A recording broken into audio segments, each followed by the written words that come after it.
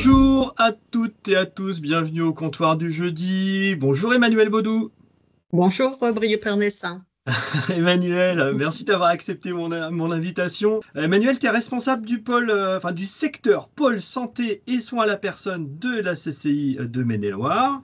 Tu vas nous parler aujourd'hui de la création de l'école congolaise d'optique et du partenariat à l'origine de cette création-là. Et puis, tu vas nous faire un focus sur les impacts que tu as vus, toi, sur la CCI, son équipe de formateurs, etc. Emmanuel, je te laisse la main. J'ai préparé une petite présentation de cette école congolaise d'optique qui pour nous est un partenariat solidaire et fédérateur. Donc le déroulé en fait de cette présentation, je vais vous présenter l'origine du projet, le rôle qu'a joué la CCI de Maine-et-Loire dans ce projet, de quelle manière il s'est déroulé, puisque il a duré 3 ans.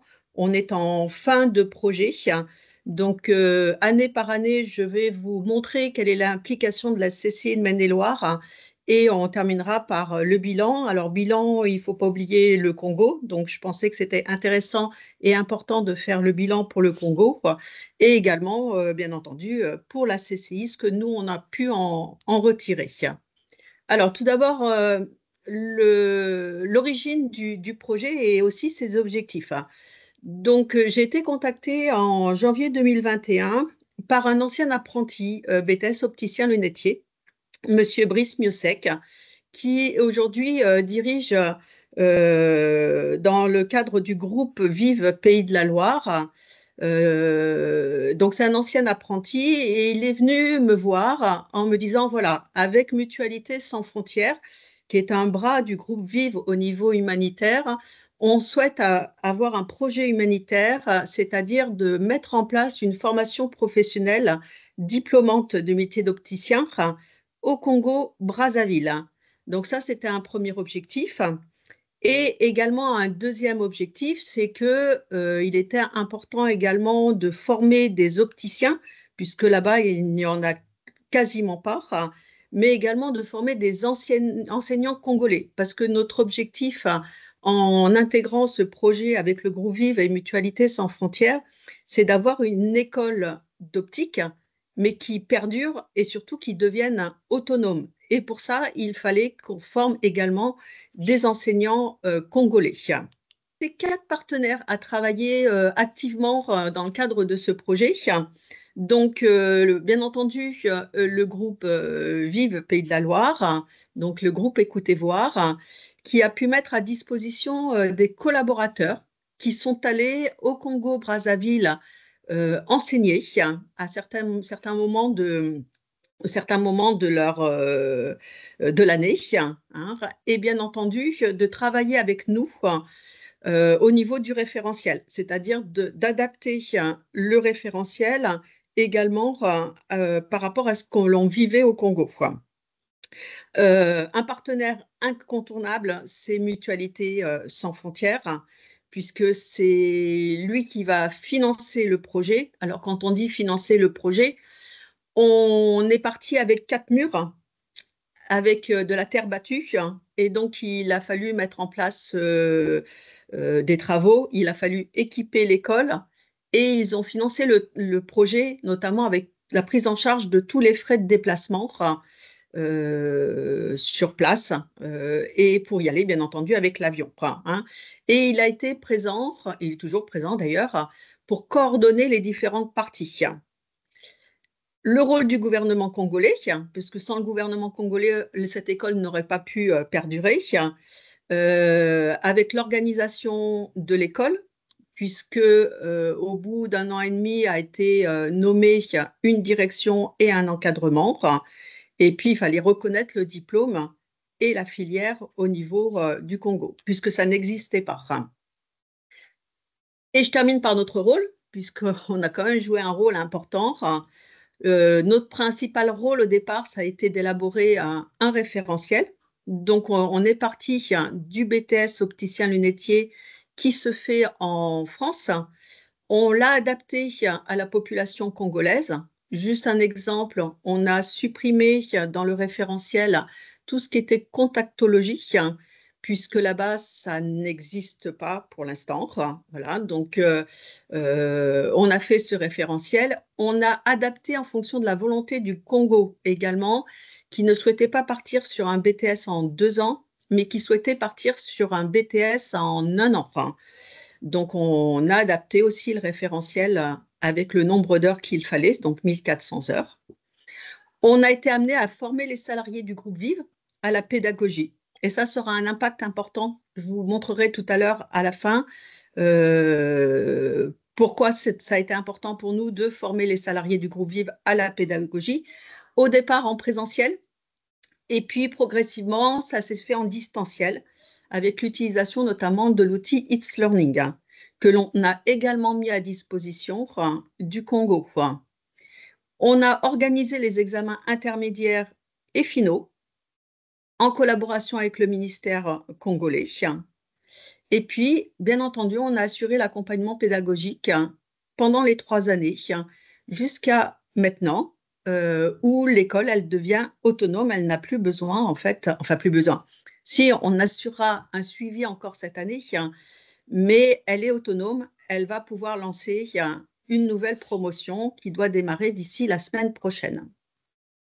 Alors là, je vais dérouler en fait nos 3 années les 3 années d'intervention, et j'intercalerai à l'issue de cette diapo une petite vidéo qui dure 3 minutes, mais qui est intéressante parce que ça a été le démarrage du projet. Donc j'ai dit tout à l'heure, j'ai été contactée au mois de janvier 2021. Au mois de juin 2021, nous sommes partis au Congo-Brazzaville avec un élu de la Chambre de commerce qui nous a accompagnés pour valider le projet. 3 mois après, 3-4 mois après, on ouvre la première promotion. Donc, vous voyez, le délai, il a été très, très court et on a dû travailler énormément pour monter le projet, notamment au niveau du référentiel, pour donner un planning, pour faire les recrutements, puisqu'il y a eu un recrutement écrit de sélection, mais il y a eu également un accompagnement en visio sur des entretiens chez nous. Et puis, l'année s'est écoulée et au bout d'1 an, on a pu diplômer 29 personnes, et dont 3 enseignants. Donc, on a eu 3 enseignants de la première promotion qui vont pouvoir, qui sont aujourd'hui en poste. Enfin, du moins, il y en a 2 qui sont en poste et qui aujourd'hui ont repris l'école, puisqu'il y en a un qui est directeur des études et l'autre directeur des stages. Pendant toute cette année, en fait, on a eu une visio par mois avec les différents partenaires pour bien caler le projet. J'ai sollicité un de mes formateurs qui a accepté avec beaucoup d'enthousiasme d'être le référent pour le suivi pédagogique. Donc, j'ai intégré dans son plan de charge un volume horaire pour que ça soit pris en compte, bien entendu, donc ce qui a été validé par notre direction. Et j'ai 3 de mes formateurs qui sont partis alors en début, au mois d'octobre, pour l'examen blanc et pour l'examen final. C'est-à-dire que 3 fois dans l'année, ils sont partis au Congo-Brazzaville pour apporter leur expertise. Alors, je vais vous montrer cette vidéo. Le ministre de l'Enseignement technique et professionnel, Ghislain Thierry Magessa Ebomé, a lancé ce 2 septembre à Brazzaville la première session du concours d'entrée à l'école congolaise d'optique. Une motivation pour ces candidats enseignants ou élèves qui se voient ouvrir une brèche professionnelle. Ce que j'envisage est qu'une fois obtenir la formation, une fois finir la formation, chercher au moins un boulot pour travailler. On nous a dit de faire la formation, ça sera pour 2 ans. Et puis après les 2 ans, je peux avoir ton CV pour aller déposer ailleurs, vu que la formation est bel et bien qualifiante. Première en République du Congo et même en Afrique subsaharienne, cette école de formation professionnelle est un vaste projet soutenu au niveau international.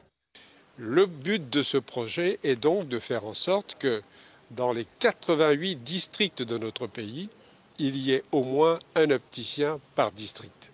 Nous avons réussi à trouver des partenaires à l'étranger, une ONG qui s'appelle Mutualistes sans frontières, qui a donc trouvé l'argent pour faire ça, grâce à ce qu'on appelle le groupe Vive, qui est la première mutuelle de France, Et le groupe Vive a un bras humanitaire qui est Mutualistes sans frontières. Pour ce premier concours, ils sont 128 candidats à affronter les 4 épreuves retenues pour le test, à savoir les mathématiques, le français, la physique et la culture générale. L'objectif est de former les enseignants qui, à leur tour, dispenseront des cours aux futurs détenteurs du BTS en optique. La chance que nous avons, c'est que la Chambre de commerce et de l'industrie d'Angers, enfin du Maine-et-Loire, ainsi que ce qu'on appelle le CEFA, c'est-à-dire le Centre de formation des apprentis d'Angers, qui sont des spécialistes de la formation en optique, ont accepté de venir au Congo pour former les opticiens en créant ce qu'on appelle un BTS d'optique. Mais comme je vous l'ai dit, il ne faut pas seulement former pendant 1 an, 2 ans, 3 ans pour avoir les 90 opticiens dont on a besoin dans les différents districts. Le projet doit rester. Pourquoi? Parce que nous voulons créer des emplois pour les jeunes. Vous savez que c'est un des principaux objectifs du président. Ce concours se déroulera en 2 étapes. Les épreuves écrites, suivies d'un entretien professionnel dirigé par des spécialistes français. Ce projet a pour but de former plus de 90 opticiens en 3 ans. Voilà, ça me semblait important de vous présenter cette vidéo qui a été la première qui a fait connaître effectivement l'école congolaise d'optique, parce que ça permet bien de comprendre en fait dans quel environnement cette école s'est construite. Je passe à la 2e année. La 2e année, donc on a eu une 2e promotion où là on avait recruté 30 étudiants et je vous ai dit tout à l'heure qu'on avait formé 3 enseignants. Alors, il n'y en a que 2 qui sont en poste actuellement, puisque les 3 enseignants, on leur avait permis de venir en France, à Angers, pour suivre une formation pédagogique au sein de la CCI et une immersion dans les magasins du groupe Vive, et pendant 1 mois, au mois de novembre. Et sur les 3 enseignants, on en a une qui est restée en France, en fait. Voilà, qu'on a perdue. Elle est restée en France. Donc, avoir que 2 enseignants pour mener une école, ce n'était pas suffisant. Donc, lors de la 2e promotion, on avait décidé qu'il y ait 5 autres enseignants qui soient également formés. Donc, ça s'est fait tout au long de l'année 2022-2023. Donc là, on a les visios se sont étalés un peu plus dans le temps, c'est-à-dire une visio tous les 2 mois. Toujours un référent de la CCI qui a continué son suivi pédagogique, donc à nouveau une intégration dans son plan de charge. Et puis là, pareil, moins de déplacements de nos formateurs de la CCI, puisqu'ils se sont déplacés uniquement 2 fois, une fois lors de l'examen blanc et une fois lors de l'examen final. Parallèlement, il y a quand même les salariés du groupe Vive qui continuaient à être sur place. Dernière année, 2023-2024, on ouvre la 3e promotion. On a suffisamment d'étudiants, d'enseignants, donc on va ne former que des étudiants. Le gouvernement congolais n'a pas souhaité que les 5 nouveaux enseignants viennent en France au regard de ce qui s'était passé l'année précédente. Donc, je me suis déplacée avec la responsable du pôle pédagogique pour leur apporter la formation pédagogique. Voilà. Et donc, pendant toute cette année, on a aussi étalé les visios. Ça a été une visio tous les 6 mois, voilà, pour garder le contact. Toujours mon référent de la CCI avec une intégration dans son plan de charge. Et ils sont partis là au mois d'octobre 2024 pour l'examen final. Donc en fait, quelle a été l'implication de la CCI en termes de financement? Donc c'est vrai que la CCI, ça a été un investissement important. Moi, je l'ai chiffré à environ 100 000 euros, puisqu'il y a eu une implication de mes formateurs. Toutes ces heures ont été intégrées dans les plans de charge, plus mon temps de travail, le temps de travail des responsables pédagogiques. La CCI a pris également en charge les frais d'hôtel et le déplacement Angers-Paris avant la prise de l'avion à Charles de Gaulle, et puis des frais annexes tels que les visas et les frais de médicaments. On a déposé une demande auprès de la région Pays de la Loire qui a été acceptée dans le cadre du Fonds au commerce international, puisqu'on a obtenu une subvention d'environ 24 000 euros. Et par contre, tous les autres frais ont été pris en charge par Mutualistes sans frontières et le gouvernement congolais. Nous, en fait, au niveau de la CCI, on a surtout eu un investissement important en temps homme. Quel est le bilan de cette aventure? Alors, au niveau du Congo, on a pu diplômer 70 jeunes. Aujourd'hui, on a fait un bilan, parce que la région me le demandait aussi au niveau de la subvention. Enfin, on a un taux d'insertion environ de 75%. Ce qui est très satisfaisant de notre côté. La première promotion, ils ont quasiment tous du travail. Là, c'était plus difficile sur la promotion qui vient de se terminer parce que ils viennent de terminer et puis ils n'ont pas encore leur diplôme attesté.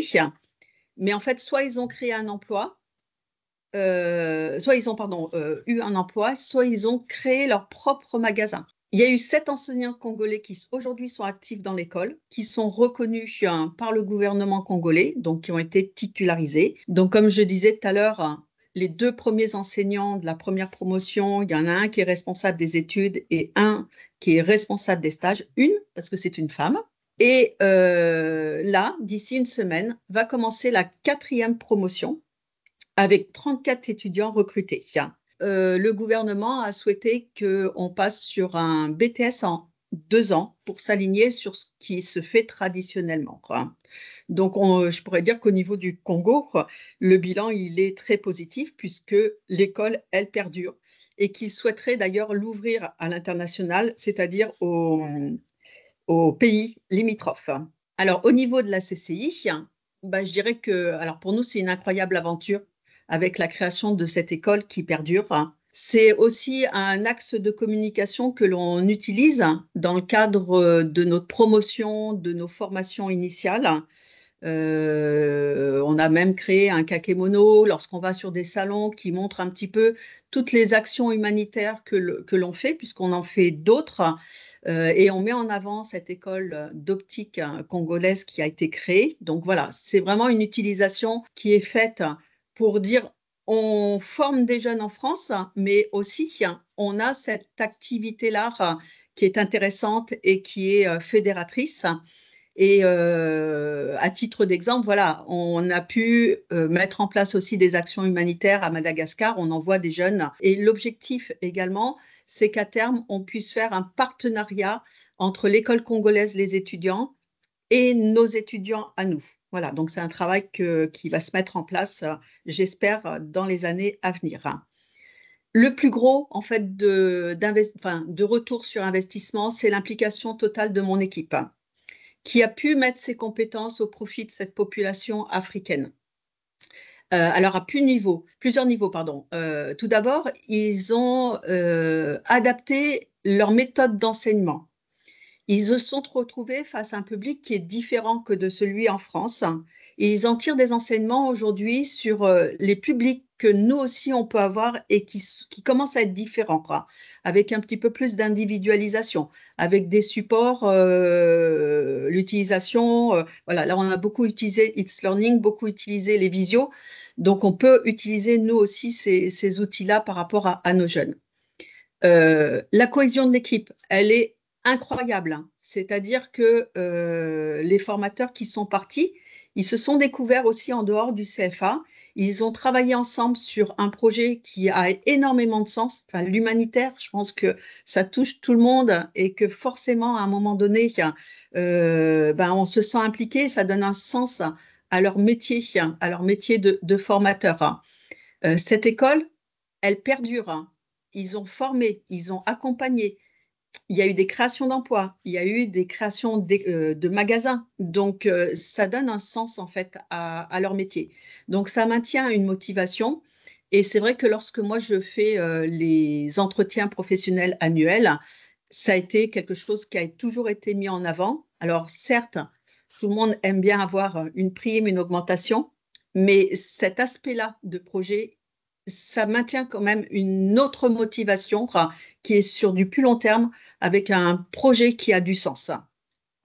Et puis, j'ai dit tout à l'heure, on avait accompagné des salariés du groupe Vive et un autre retour ça a été un investissement aussi du pôle pédagogique et j'ai pu intégrer l'année dernière et cette année des salariés qui sont partis au Congo, que l'on a formés au niveau pédagogique et qui aujourd'hui interviennent ponctuellement sur notre BTS ou sur la licence. Donc pour nous, c'est aussi intéressant parce que on a toujours du mal à recruter des formateurs qui ont une expertise. Et le fait de leur avoir donné cet apport pédagogique et le fait qu'ils connaissent l'équipe, le fait qu'ils connaissent la CCI, ça a permis aussi une intégration beaucoup plus rapide auprès des jeunes. Moi, je voudrais remercier quand même la CCI de Maine-et-Loire. Je remercie également Mutualité Sans Frontières et le groupe Vive qui nous ont permis quand même de vivre cette belle expérience et ce beau projet. Merci Emmanuel.